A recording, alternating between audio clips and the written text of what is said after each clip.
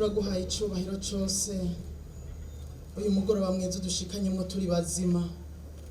Turashize hejuru izina ryawe, umuremyi w'u Burundi, umuremyi w'ijuru n'isi, umuremyi w'amahanga yose.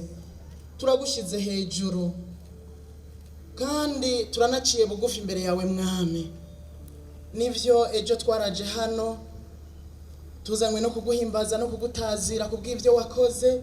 N'uyu munsi twahaje mu nyigisho, ariko hamwe n'ivyo ico bakiri muri twebwe kitaguhimbara, imbere yo kwinjira mu bikorwa byose tubanje guca bugufi imbere yawe. Turasabye imbabazi ku byo tuvuga, ibyo twiyumvira, ibyo dukora, mbere no kudakora ibyo twategerezwa gukora. Mwami mwiza, turasabye imbabazi. Tubanje gusaba amaraso ya Yesu Kristo ngo atwikire ubugingo bwacu, atwikire hano hantu dukoraniye, abe ku muntu wese mu izina rya Yesu. Uhoraho n'ingabo turasenga ngo ntaba ari twebwe turi muri kino kibanza, ariko izina ryawe rihabwa icubahiro. Data wa twese ahoraho, twaje hano kugira ngo tugushimire uyu mwaka wose tumaze tugihumeka impwemu z'abakiriho. Uyu mwaka wose tumaze wakoze ibihambaye n'ibikomeye mu gihugu cyacu. Hari intambara nyinshi watugwaniye, tuzi n'izo tutazi. Kimwe gusa mwami cyo tuzi nuko wahabaye, nicyo gituma turiho, nicyo gituma mu Burundi bimeze uko bimeze. Watubereye Imana, watubereye umuvyeyi, watubereye umutabazi, watubereye vyose.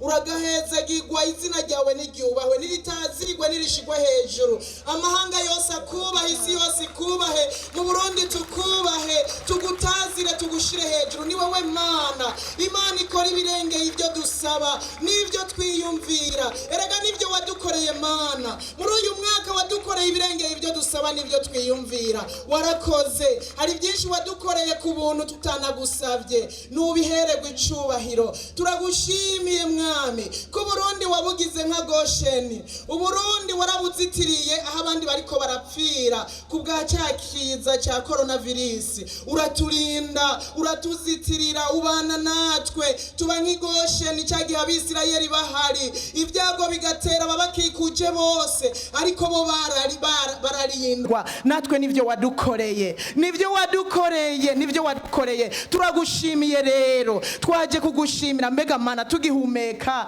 niki cyari kutubuza kuza kuguhimbaza?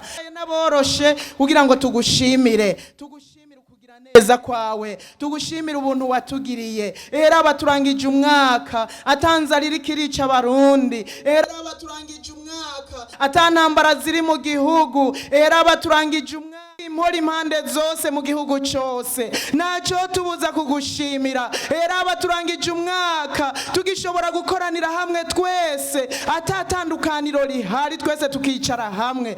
Iyi ni impamvu yo kugushimira mwami. Warakoze, nuhabwa icubahiro, nushigwe hejuru. None turi hano uyu mugoroba kuri uyu munsi ugira kabiri. Uhoraho mwiza, niwe utuma byose bikunda. Mwemu yera, nawe ukaba umurongozi mwiza, ukatubera n'umujyanama mwiza, mbere ukaba umwitsa. Nico gituma dusenze kugira ngo uyu mugoroba bagiye gufata ijambo bose, mwemu yera ubarongore, ubabere n'umwitsa. Data wa twese, nawe ube hano uvugane natwe. Abaririmbyi baririmbye ngo wewe ntawe ugutamika ijambo, uko wararyamanye wamye uvuga. N'ubu twaje hano kugira uvuge mu ijambo, uravuga mu ndirimbo ukavuga. Mwami, vuga, turi hano natwe duteze amatwi. Vuga, turi hano twumva icyo tugombako. Vuga, turi hano turiteguye mwami, turiteguye kumva icyo tugombako, hanyuma tugikore. Urakoze Mana yacu nziza. Ibikorwa byose rero ubibemwo, ibigiye kubandanya ubibemwo,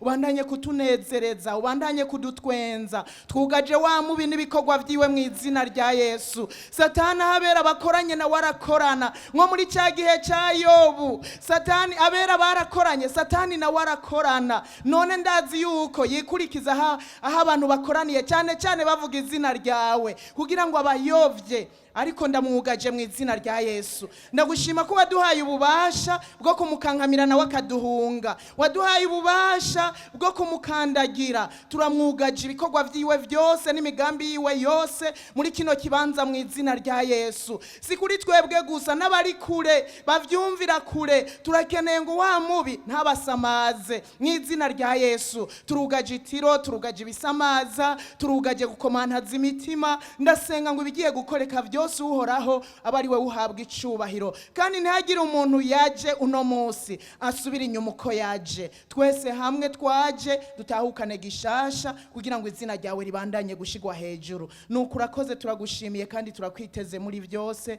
Izina ryawe ryubahwe, ritazigwe, rihimbazwe, rininahazwe iminsi yose, rininahazwe n'abahambaye n'aboroshe. Tubisenze gutyo twizeye mu izina rya Yesu Kristo. Amen.